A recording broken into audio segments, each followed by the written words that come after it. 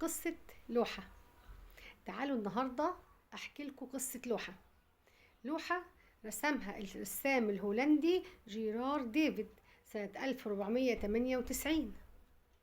اللوحة دي بتحكي قصة قاضي أخد رشوة وظلم، أمر الملك بسلخه، وجعل الكرسي الجلد اللي اتسلخ من القاضي ده وضعوه على الكرسي اللي بيجلس عليه القاضي، علشان يفضل دايما القاضي اللي بيجلس على الكرسي ده ان هو لا يأخذ رشوة، وان عقوبة اخذ الرشوة هي السلخ، كما فعل الملك بالقاضي اللي الجلد دوت انت قاعد على الكرسي هو جلد القاضي ده.